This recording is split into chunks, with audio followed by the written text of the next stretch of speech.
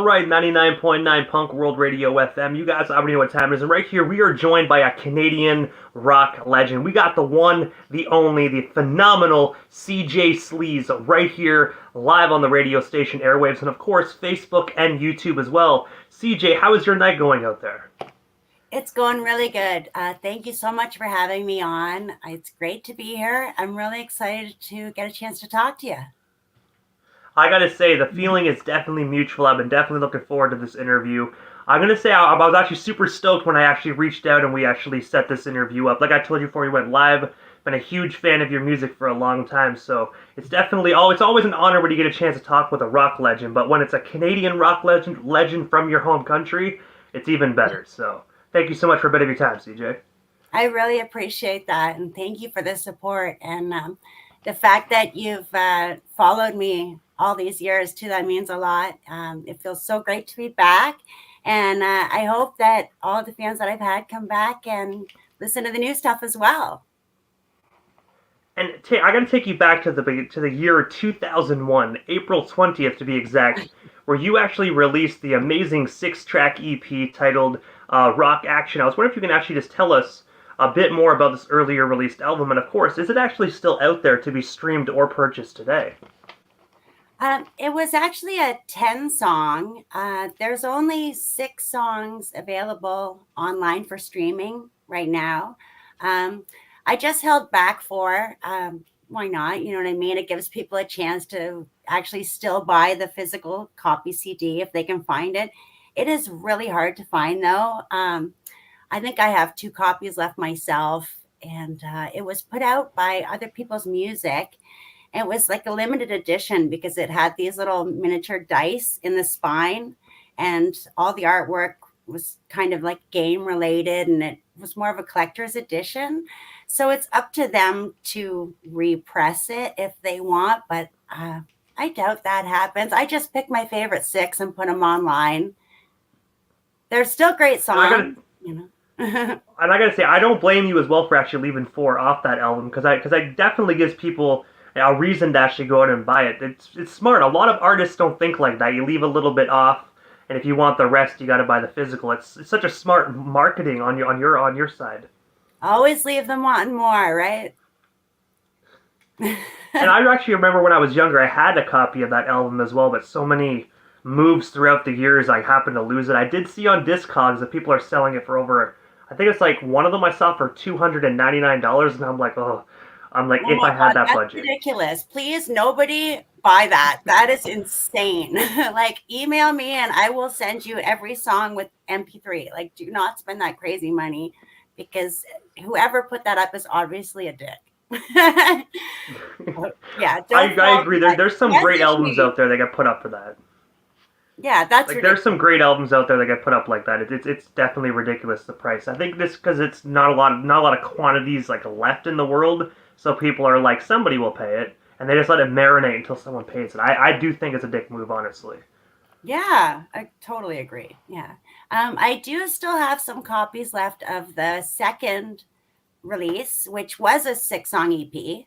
That one was called Back from the Brink, and I think I have like maybe 50 copies left, physical copies. I need to put those up on my website. I have yet to actually get around to posting my merch, but I'll be selling them at shows, and I'll have them at the Bovine this Friday. If anyone's in the Toronto area, I want to plug this show because it's going to be amazing. And I haven't played the Bovine in like a decade, and this is really my hangout.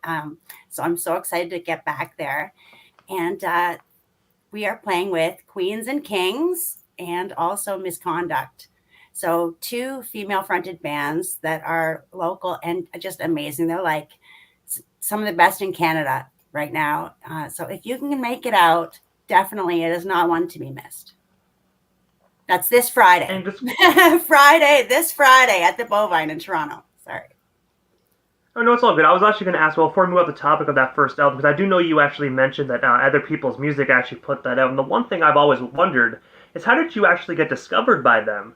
Like, how did that record deal actually come to be for you all those years ago? Oh, wow. Honestly, my memory is really, really bad. But at this point in my life, I remember very little.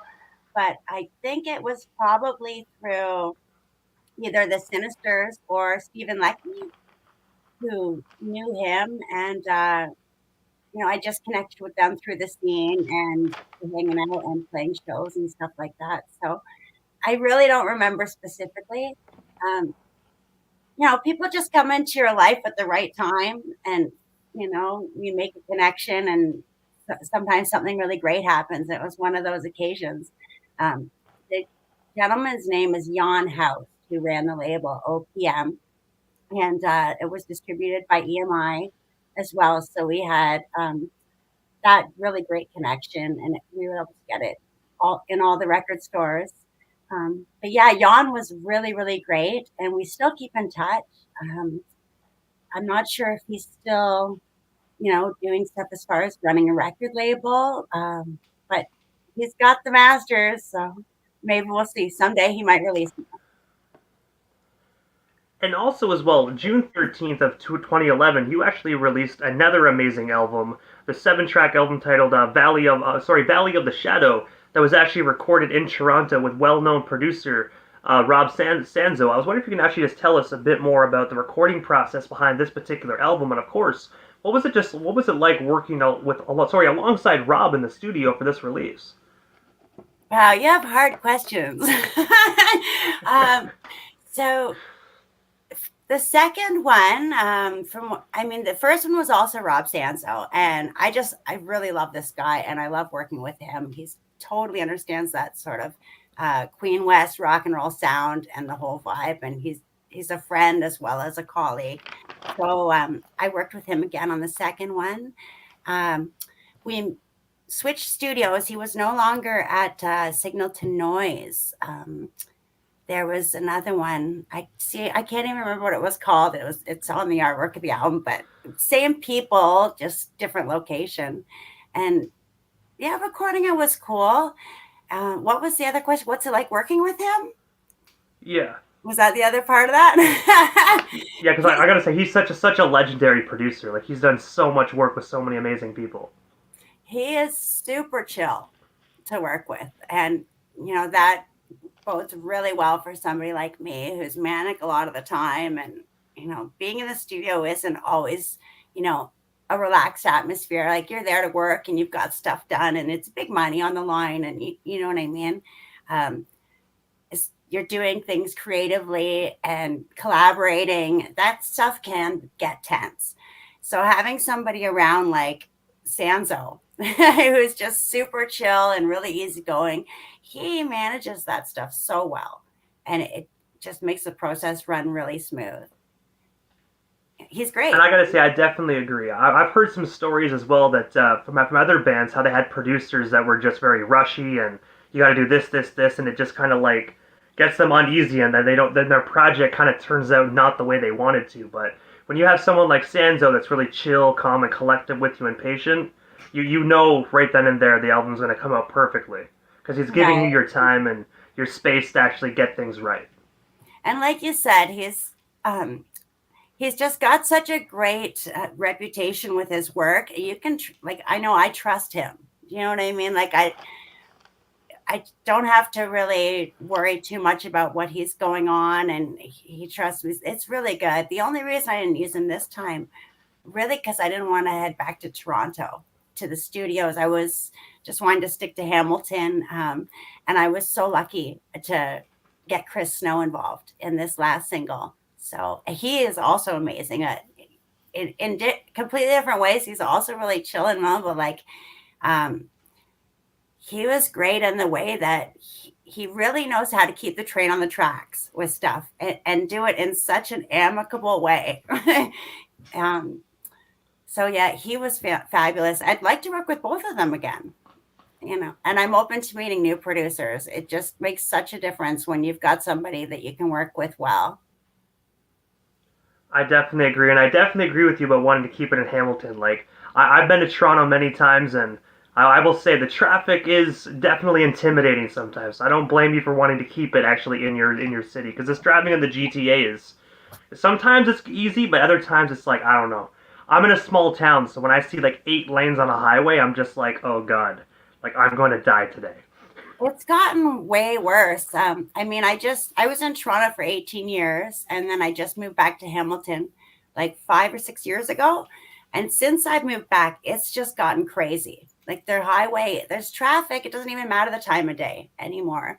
Um, I've got my drummer right now. He lives in Toronto, and he comes out to commute to rehearse with us once a week. And the other day, it took him 2.5 hours just to get here one direction, like from Toronto to Hamilton. Yeah, it's insane. And when I'm thinking about going into a recording studio, I don't want to arrive upset about something else as stupid as traffic. Do you know what I mean? Like Yeah. I want to be in the right frame of mind, and it's a fun day, and you got to go in with a positive attitude and as calm as possible, because you're gonna run into obstacles during the process. It's just inevitable. So if you can eliminate all those variables that are, going to get you worked up and upset outside of the actual recording, then I absolutely recommend doing that. Traffic's a big one. I mean, how happy are you going to be after 2.5 hours in a car and, going 40 miles an hour all the way to Toronto? It's crazy. Yeah, and honestly, I definitely agree with you with the traffic side of things. I always consider Toronto the New York City of Canada because realistically, lately, Toronto's been the city that never sleeps. Like, no matter what, there's always something going on in Toronto at some point, whether it's middle of the night or early morning. Something's happening.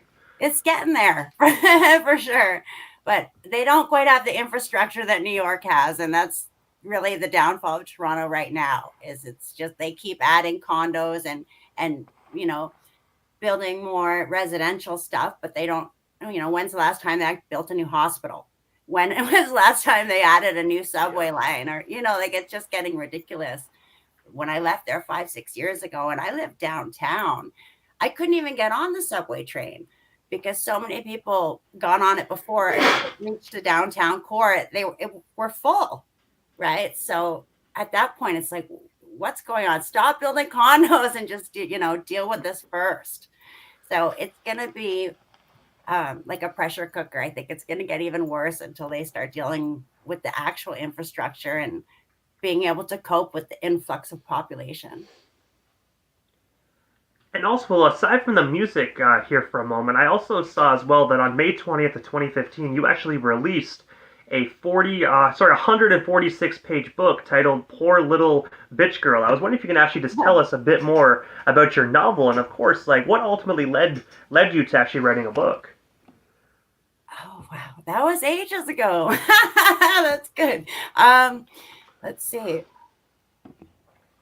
Well, I had a lot of stories to talk about, and I ended up going back, and I was taking writing at university, creative writing. I went to McMaster. I went back as a mature student. So a lot of those stories in that book were assignments for my school, which was great.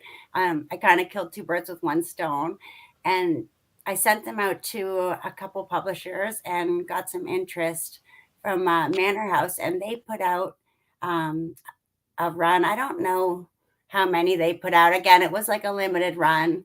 I think I have a couple kicking around. Um, I've always wanted to write a sequel for that. I just never really got around to it. But looking back to it now, it was so long ago. I feel like that was really just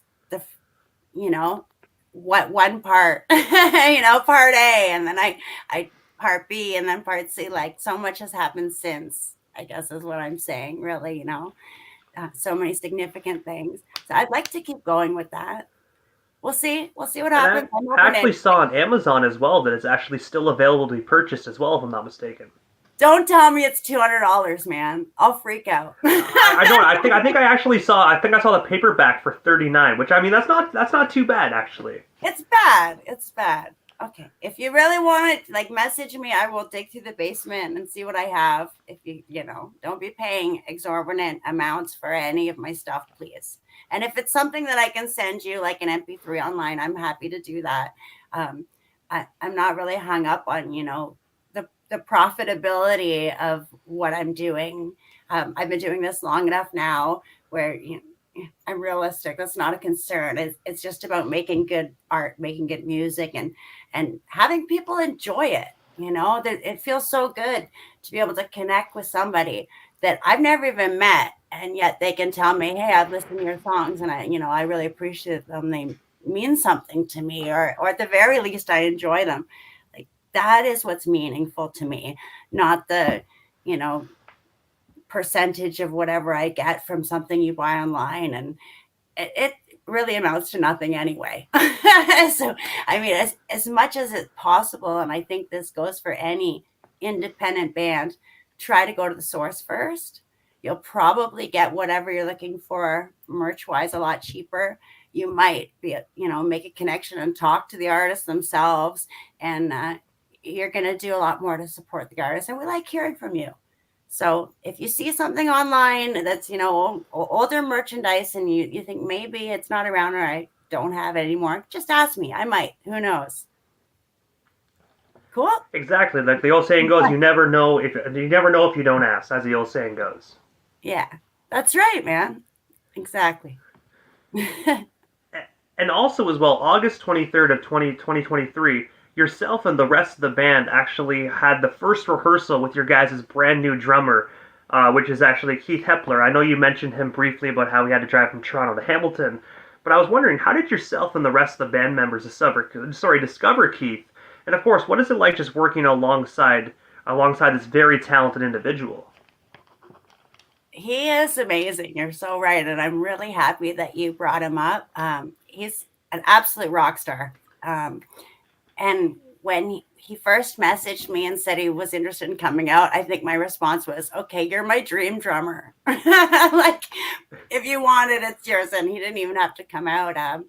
I knew him from our mutual friend, Care Failure, who was, when he played in Mannequin, that was her band. And sadly, she passed away in the spring. But yeah, that's how I knew him. And I had just posted online and he saw it and he messaged me and said, I'm interested in coming out. And I was so happy. I says, are you sure? Because it's in Hamilton. You're going to have to come out here, and drive. And he said, I'm absolutely in. I'm into it. Looking for something else to do. He's playing also with another group and I want to plug them. They're called the High Teens in Toronto. And they've got a bunch of shows coming up. I don't have the dates in front of me, but if you happen to be online or on Insta, give them a search, the High Teens. And again, it's Keith Hepler, my drummer, and he's amazing. I'm so, so happy to have him on board. He's like world class. Yeah, I've seen some of his videos online, and he definitely knows his way around a drum kit. Definitely a great addition to CJ Sleez.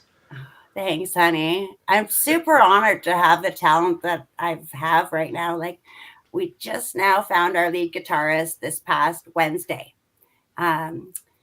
Jesse Luciani, and I think that's how you pronounce it. I've only known him a couple days, but he's amazing. James McNeil, they both went actually to school at Mohawk for music. So they had known each other previously back then, and they're like really top notch.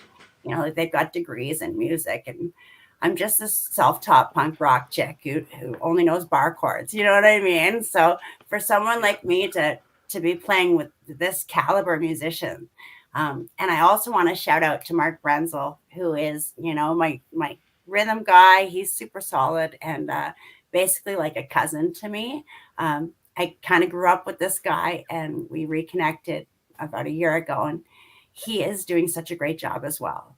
So yeah, awesome band. And for the first time in years, I can say I have a solid, committed lineup, and they seem happy and into it. And I feel like I can, hit the ground running. Like, let's go. And speaking of hitting the ground running, CJ, because I do know September 19th of 2023, so just last month, just 2 months ago, I realized, skipped October there for a second. You actually released your most recent single, actually titled Waging War, and obviously you just mentioned that you actually have a committed lineup now. The band's complete. You guys are back in business, obviously. Will we see any more CJ Sleez singles or even albums this year by the end of 2023, or even the foreseeable future? Like when will we actually hear this brand new lineup actually on a crisp record? Not the rest of this year, because I mean it's coming up quick. We're already into November, but I definitely in the new year. I'd like to do at least 3 songs back in the studio. I think it's a lot harder, just PR wise to push a single than it is to push something that's like 3 songs. There's a lot of college and university stations that will only accept 3 songs or more, or only accept a full album. And I mean, once you're in the studio, you might as well, do as much as you can. And a lot of it is setup time. So this time around, I think I'll do a few for sure. Definitely a couple new originals I'm working on. I've got lots of ideas floating around in my head and lots of little recordings and riffs. And it's just going to take getting everybody in the same room and, seeing where everyone's at musically. And, I'll bring in some ideas. I'm sure they'll bring in some ideas, but that's going to take a few months. A lot of this sort of meshing together creatively, it's still new. So, but I'm thinking the spring, that's a good time to actually do the recording, and then, we'll see how it goes, but definitely the new year.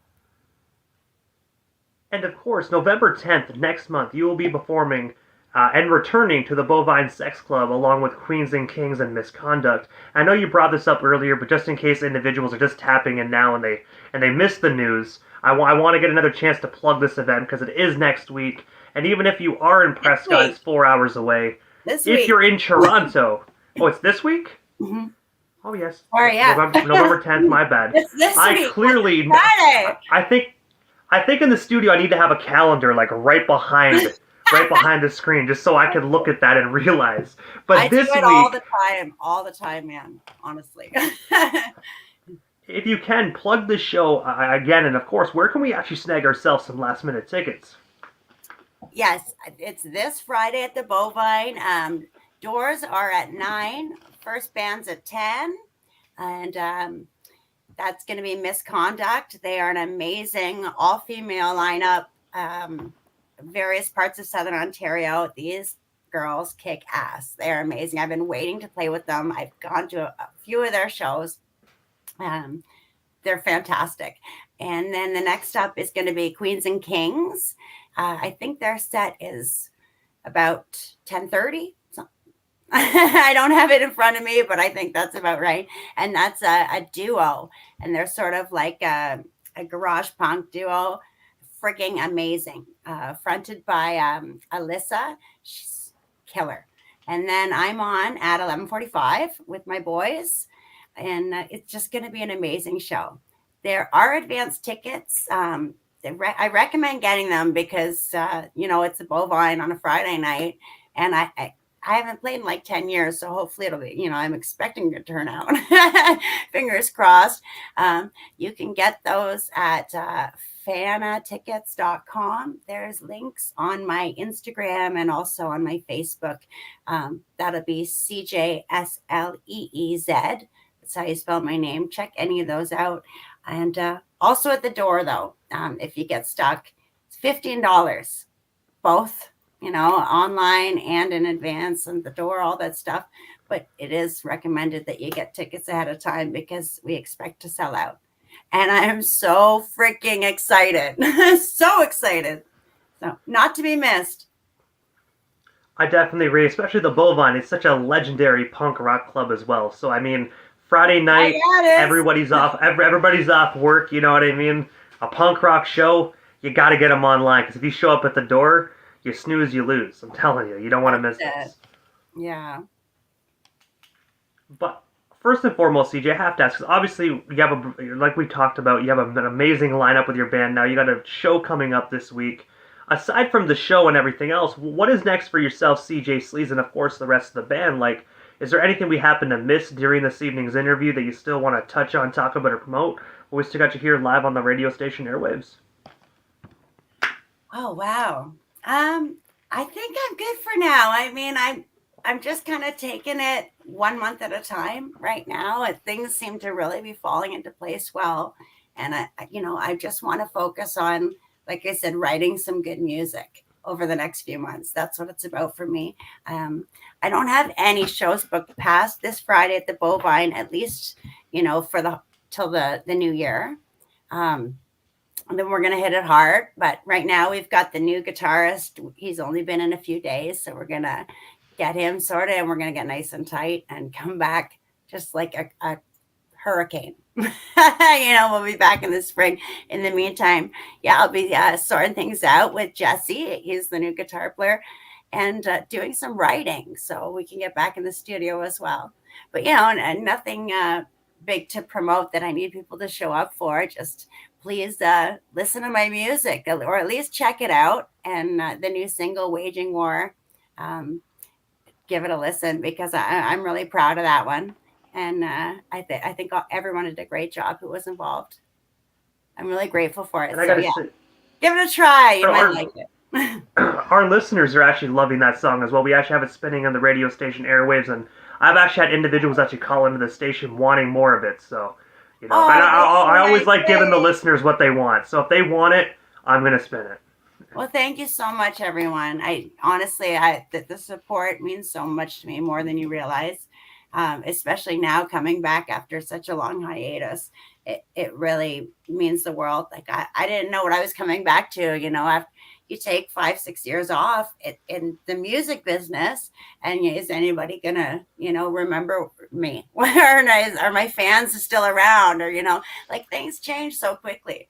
So when people remember and have that loyalty and are willing to keep giving me a chance and listen again and support the music, I really, really appreciate it. And it keeps me going. So cheers to you, rock and roll. And I will keep it up as long as I'm around. You know it.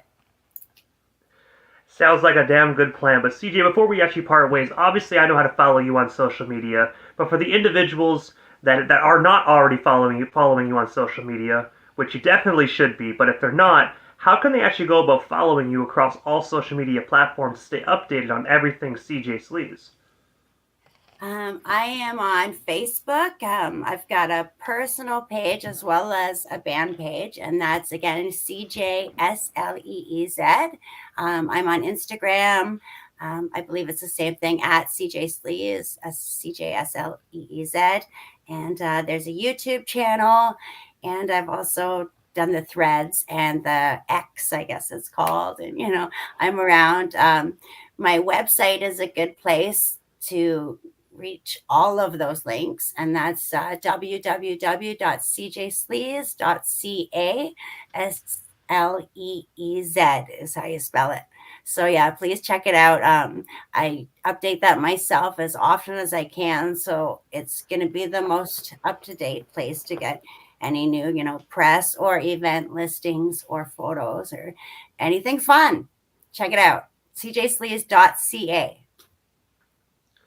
And I gotta say, first and foremost, CJ, thank you so much for giving not only myself, but the radio station airways a bit of your time here this evening. It was such an honor to speak with you.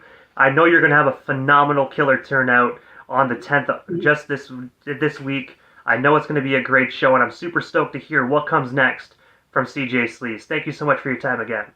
Thank you so much, DJ Immortal. You have been amazing. I really appreciate your time, and I hope we can do it again in the new year when I get some more stuff out.